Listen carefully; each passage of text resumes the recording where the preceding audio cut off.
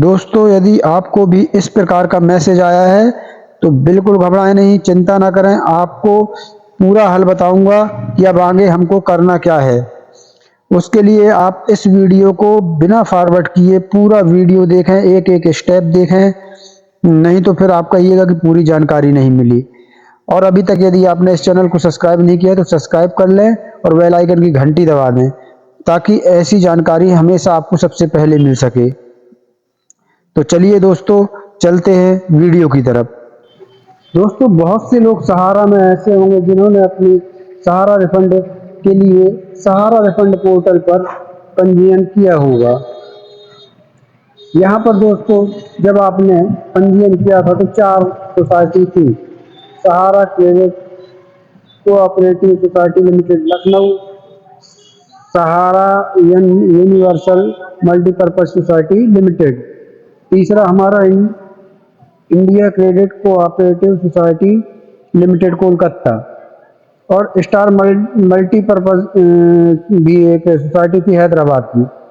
तो दोस्तों, इन सोसाइटियों से रिलेटेड सभी लोगों ने अपना अपना सहारा रिफंड पोर्टल के लिए पंजीयन किया।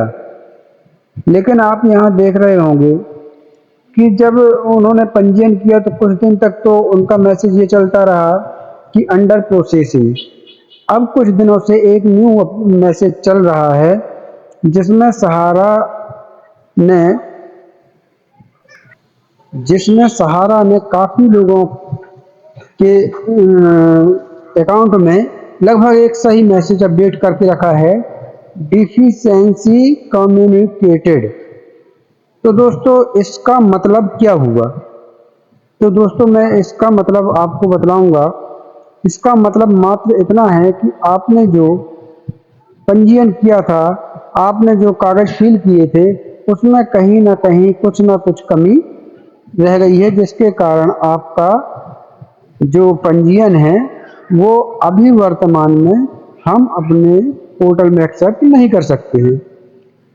दोस्तों, ये कमी बताया जा रहा है सहारा की तरफ से, कोई मैं नहीं बता रहा हूँ। आप लोग कई बार क्या होता है, कमेंट करने लगते हैं कि सर हमने तो पूरा अच्छे से फिल किया है, हमने कोई कमी नहीं छोड़ी। तो ये मैं नहीं बता रहा हूँ, ये सहारा ने अपडेट आपके पंजीयन में, आपके खाता संख्या में दिया है। अब इसका सैल्यूशन क्या है मैं ये भी बताऊंगा, लेकिन आप लोग वीडियो बिना स्किप किए एक एक पॉइंट वीडियो को देखें, तब इसका हल क्या है वो भी बताऊंगा। दोस्तों, यहाँ पर साइड में आप देख पा रहे होंगे जिसमें सहारा ने आपका पंजीयन क्यों डिफिशियंसी कम्युनिकेटेड बता रहा है, उसका कारण बताया है। इसमें इन्होंने लिखा है, दावेदार या जमाकर्ता का विवरण सहारा सोसाइटी डेटाबेस में नहीं है या सोसाइटी का सदस्य नहीं है। तो दोस्तों, ये जो कमी इन्होंने बताई है, ये ज़्यादातर पंजीयनकर्ताओं के साथ यही हाल है। कुछ लोगों को पैसा भी आ रहा है, कुछ लोगों का पैसा भी आ रहा है। तो अब ये आपके में इसका हल क्या है? इसका हल क्या है, चलिए अब उसके तरफ हम बढ़ते हैं। तो जब हम उसके तरफ बढ़ेंगे तो दोस्तों, जब हम डिफिशियंसी कम्युनिकेटेड में क्लिक करते हैं, यहाँ पर ये जो ऑप्शन है, यहाँ पर जब हम क्लिक करते हैं तो इसमें आपके PDF डाउनलोड करने के लिए मांगेगा। ये जो मांग रहा है, ये अब आप इसको जब डाउनलोड करेंगे तो ये सीधे आपकी PDF फाइल खुल जाएगी। अब दोस्तों, यहाँ पर जब हम ऊपर देखते हैं, मैं आपको जूम करके दिखाता हूँ, तो यहाँ पर लिखा होता है सहकारिता मंत्रालय सहकारी समितियों के केंद्रीय पंजीयक का कार्यालय सहारा CRCS रिफंड सेल। ये दोस्तों, नीचे विषय में जब हम जाते हैं तो लिखा है, रेट याचिका सी संख्या 2022 का 191 में IA संख्या 2023 का 56-308 में माननीय उच्चतम न्यायालय के दिनांक 29-3-2023 के आदेश के अनुपालन में सहारा समूह की सहकारी समितियों के प्रमाणिक जमाकर्ताओं के वैध बकाया के भुगतान के संबंध में। दोस्तों, इसमें लिखा है माननीय उच्चतम न्यायालय के भुगतान के संबंध में आदेश के अनुसार। अब दोस्तों, ये आप पढ़ लीजिएगा और यहाँ नीचे लिखा हुआ है इसमें कि जमा, ये दोस्तों ये यहाँ पर गौर करिएगा, ये जो लिखा हुआ है कि जमाकर्ता द्वारा प्रस्तुत दावे के विभिन्न स्तरों पर जांच की गई और उसमें निम्नलिखित कमियां पाई गई। पहला, दावेदार जमाकर्ता का विवरण सहारा सोसाइटी डेटाबेस में नहीं है या सोसाइटी का सदस्य नहीं है। अतः जमाकर्ता को सलाह दी जाती है कि वह अपने दावा प्रपत्र में पाई गई उपयुक्त कमियों को सुधारे और ऊपर लिखित कमियों के सुधार के बाद आवश्यक दस्तावेजों के साथ पोर्टल के माध्यम से फिर से आवेदन करें। यदि जरूरी हो ऊपर उल्लिखित कमियों में सुधार के लिए सहारा समूह की सहकारी समितियों से भी संपर्क कर सकते हैं। तो दोस्तों उन्होंने ये पूरा कमी का कारण बता दिया है पीडीएफ के जरिए।